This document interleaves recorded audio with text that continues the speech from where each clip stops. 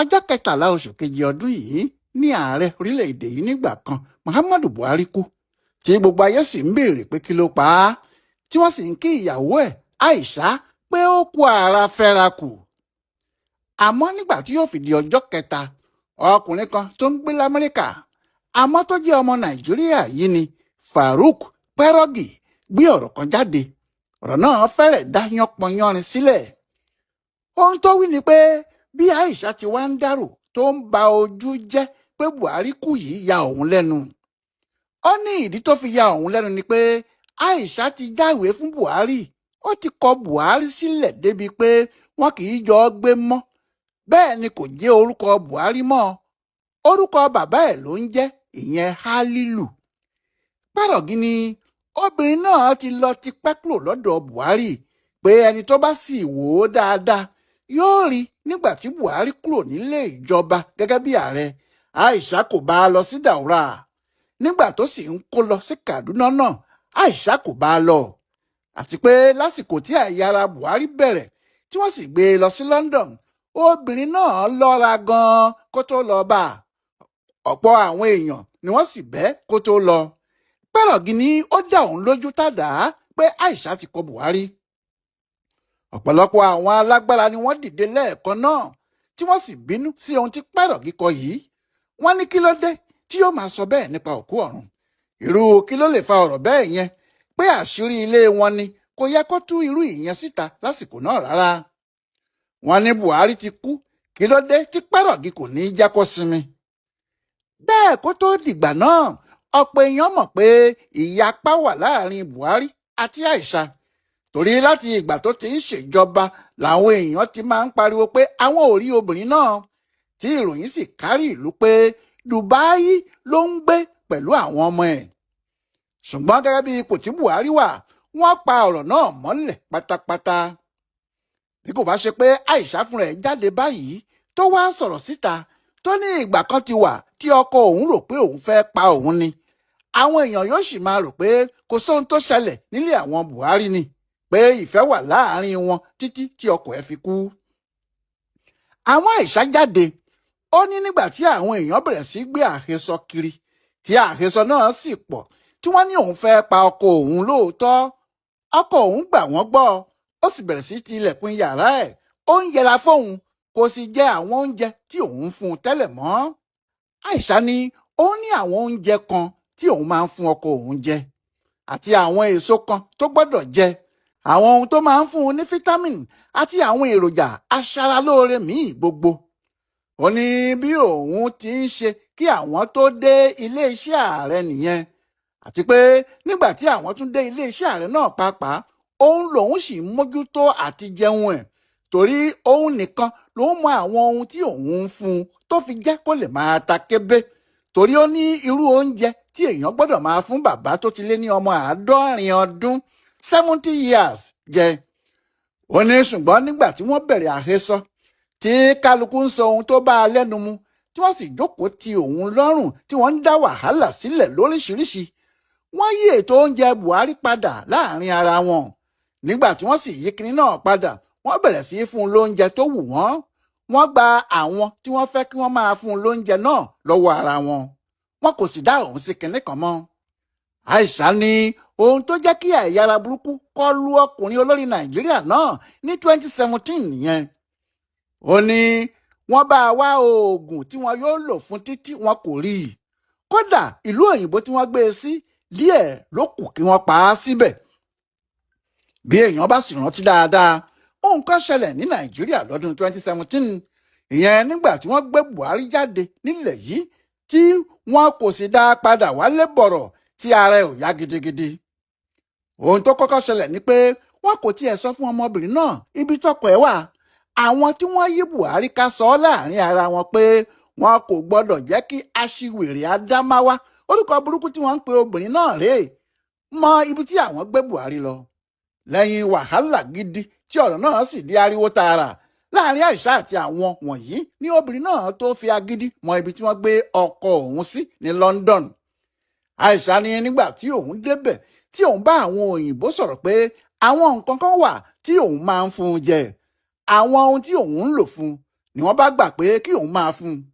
Àmọ́ Buhari fún rẹ̀ ò fẹ́ gba àwọn kinní náà, bóyá ó sì wà lọ́kàn ẹ̀ pé ọmọbìnrin náà yóò pa òun lóòótọ́ ni. Ó ní nítorí ẹ̀ ló ṣe jẹ́ pé ọgbọ́n lòun ń dá láti fi àwọn oògùn náà sínú oúnjẹ fún un àti àwọn ohun tó bá fẹ́ mu. Ó ní lẹ́sẹ̀kẹsẹ̀ ló bẹ̀rẹ̀ sí í gbádùn, tí àwọn òyìnbó náà sì rí ìyàtọ̀, pé nígbà tí yóò sì fi di ọjọ́ kẹta ó ti sọ ọ̀pá tó fi ń rìn nù. Àwọn àlejò sì ti bẹ̀rẹ̀ sí í wá kí i. Ṣé ilé ọlá níyọnu? Ọ̀pọ̀ èèyàn kò mọ ohun tó ń lọ rárá o. Àmọ́ àwọn tí wọ́n súnmọ́ Aisha àti Buhari ni wọ́n mọ̀ pé obìnrin náà kò gbádùn ọkọ. Bẹ́ẹ̀ ni kò sí ohun tó fa kinní yìí ju àwọn tí wọ́n ti ń bá Buhari bọ̀ láti ìgbà tó pẹ́ lọ, pàápàá àbúrò bàbá rẹ̀ tí wọ́n ń pè ní Mamman Daura. Mamman Daura yìí ní àgbójúlé Buhari torí òun ló wà pẹ̀lú ẹ̀ láti kékeré. Kò sí kinní kan tí Buhari ṣe láti ìgbà tí wọ́n ti bí tí kì í ṣe pé Daura yìí mọ̀ sí i. Torí bẹ́ẹ̀ nígbà tí Buhari wọlé bí ààrẹ, Daura wá ọmọọṣẹ́ ẹ̀ kan tó ti fọkàn tán tẹ́lẹ̀, Abba Kyari. Ó ní òun ni kó ṣe olórí òṣìṣẹ́ gbogbo lọ́dọ̀ Buhari, chief of staff. Ní Nàìjíríà yìí kò sẹ́nìkan tí kò mọ̀ pé chief of staff tí Kyari ṣe fẹ́rẹ̀ ju ti olórí orílẹ̀-èdè fúnra ẹ̀ lọ. Àṣẹ gbogbo ọwọ́ ẹ̀ ló wà. Kódà igbákejì Buhari, ọ̀jọ̀gbọ́n Yẹmí Ọ̀ṣínbàjò, ọwọ́ ẹ̀ ni yóò ti gbàṣẹ ọ̀pọ̀ àwọn ohun tó bá fẹ́ ṣe. Tí wọ́n bá sì ti ṣiṣẹ́ láti àárọ̀, nígbà tó bá di ìrọ̀lẹ́ mọ́ alẹ́, ọ̀dọ̀ Mamman Daura ni wọn yóò jọ lọ jókòó sí, nítorí níbẹ̀ ni wọn yóò ti lè sọ̀rọ̀ àṣírí tí ìyàwó Buhari kò gbọdọ̀ gbọ́. Wọ́n sì ti mú ọ̀kan nínú àwọn ọ̀rẹ́ Buhari tó tún jẹ́ aláfọkàntán Daura mọ́ra, ìyẹn Malam Isa Funtua. Bó ti jẹ́ nìyẹn tó jẹ́ àwọn mẹ́ta yìí ni wọ́n ń darí ohun gbogbo tí Buhari bá fẹ́ ṣe.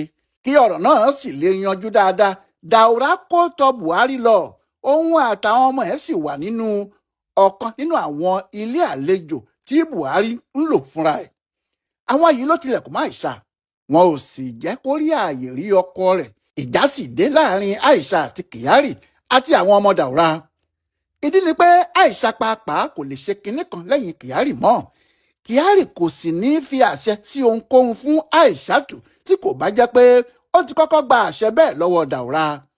Bẹ́ẹ̀ ni nǹkan le fún Aisha, nítorí bó bá tiẹ̀ fẹ́ bá ọkọ ẹ̀ sọ̀rọ̀ míì tó jẹ́ ti ojú mẹ́rin etí méjì péré, ọmọ kan tún wà tí wọ́n ti gbé ti Buhari nínú ọ́fíìsì, Sabiu Yusuf. Yusuf yìí ọmọ àbúrò Daura lóbìnrin ni. Pẹ̀lú gbogbo eléyìí, ìbínú ni Aisha àti àwọn ọmọ ẹ̀ fi ń bá àwọn èèyàn wọ̀nyí ṣe, torí ó mọ̀ pé àwọn ni wọ́n ń darí ayé ọkọ òun. Bẹ́ẹ̀ ni ọkọ òun kò ní ọ̀wọ̀ kankan fún òun nítorí wọn. Nígbà tó jẹ́ ohun tí wọ́n bá sọ fún un náà ló ń gbọ́, ọ̀dọ̀ wọn ló sì ń jókòó sí kàkà kó wálé. Kìnìún náà ti ń bí Aisha nínú tẹ́lẹ̀ kó tó wá di pé ọmọ ẹ̀ Yusuf ní ìjàmbá ọkọ̀ tí wọ́n sì gbé dìgbàdìgbà káàkiri fún ọjọ́ pípẹ́. Àsìkò náà ni inú bí Aisha ní ọjọ́ 14 oṣù kẹwàá ọdún 2019 ló bá fìbínú lé Fatima àti àwọn ọmọ Daura tó kù tó wà nínú ilé wọn tí wọ́n ń pè ní glass house nínú Aso Rock níbẹ̀ dànù. Ó fa ilẹ̀kùn ilé wọn já, ó sì lé wọn jáde pẹ̀lú àwọn ọmọ ogun ẹ̀. Láti ìgbà náà ni Daura pàápàá ti sá ní Aso Rock nítorí Aisha lòun ò fẹ́ rí ẹnì kankan nínú wọn. Ohun tí wọ́n ń fà lọ́wọ́ rèé nígbà tí àrùn COVID kọlu Abba Kyari lóṣù kejì ọdún 2020, tó sì jẹ́ lójijì làwọn èèyàn gbọ́ ikú ẹ̀ lọ́jọ́ 17 oṣù kẹrin 2020 yìí kan náà. Kò sẹ́ni tó tètè gbàgbọ́ bẹ́ẹ̀ pé irú alágbára ọkùnrin ńlá náà yóò kú lójijì báyẹn. Kìnìún náà bọ́ sí ìyàlẹ́nu púpọ̀. Kò sì ṣẹ̀ṣẹ̀ ní wákàtí kankan inú Aisha àti àwọn ọmọ ẹ̀ dùn sí ikú tó pa Kyari, nítorí wọ́n rí i pé ẹni tó ń yọ àwọn lẹ́nu ló ti lọ yẹn. Mamman Daura tún múra kankan, ó fẹ́ fi ọmọ àbúrò ẹ̀ Sabiu Yusuf rọ́pò Kyari, pé òun ni yóò lè máa darí ètò gbogbo. Eléyìí bí Aisha nínú gidigidi pé ṣé Mamman Daura kò ní padà lẹ́yìn òun ni. Nígbà tó sì di ọjọ́ 11 oṣù kẹfà 2020, Aisha pẹ̀lú àwọn ọmọ ẹ̀ àti àwọn ẹ̀ṣọ́ ẹ̀ dojú ìjà kọ Sabiu. Díẹ̀ ló kù kí wọ́n sì yìnbọn pa á. ń lòun náà bá sá lọ. Kò tún pẹ́ lẹ́yìn ìyẹn ní 20 oṣù keje 2020 yìí kan náà, Isa Funtua, ẹnì kẹta àwọn ọ̀rúnmalẹ̀ tó wà lẹ́yìn Buhari náà tún fò ṣánlẹ̀, ó tún kú covid náà ló sì pa ló bá kú Buhari àti etí ẹ̀ nítorí Mama Daura náà ti wọlé àìsàn lójijì títí di bí a sì ti ń wí yìí kò tí ì gbádùn, ó wà lọ́sibítù ìlú òyìnbó. Ikú àwọn èèyàn náà jó Buhari pẹ̀lú ìjà tí Aisha bá Daura àti àwọn ọmọ ẹ̀jà. Kò sì dàbí pé ọ̀rọ̀ náà tán nínú Buhari o, ó sì ṣeé ṣe kó jẹ́ ohun tó jẹ́ kí bàbá náà jìnnà síyàwó ẹ̀ nìyẹn. Àmọ́ ẹ̀kọ́ tó wà nínú ọ̀rọ̀ yìí ni pé nígbà kan Mama Daura, Abba Kyari, Isa Funtua, àwọn ni wọ́n lágbára jùlọ ní Nàìjíríà. Àfi bí ìgbà tí wọ́n fi Buhari dí gẹ̀rẹ̀wù lásán, àwọn gan ni wọ́n ń ṣèjọba torí ibi tí wọ́n bá darí Buhari sí ibẹ̀ ló ń lọ. Àmọ́ Abba Kyari kú, Isa Funtua kú, Buhari kú, Daura ń ṣàárẹ̀ láti bí ọdún 5. Èyí sì ni pé kò sálágbára kan níbìkan àfi Ọlọ́run. Àti pé ọ̀rọ̀ díẹ̀ ni Aisha sì sọ yìí o, tó sọ ọ́ sínú ìwé odidi kan tó ṣẹ̀ṣẹ̀ jáde. Bó bá yá yóò túbọ̀ sọ púpọ̀ sí i. Ìyàwó burúkú ṣe é fẹ́, àna burúkú ni ò ṣe é ní. Bẹ́ẹ̀ náà ni ọkọ burúkú ṣe é fẹ́ o, àna burúkú ni kò dáa fóbìnrin. Ẹ ó sì tún gbọ́ nǹkan lẹ́nu Aishatu, ó lè pẹ́ ó lè yá ni.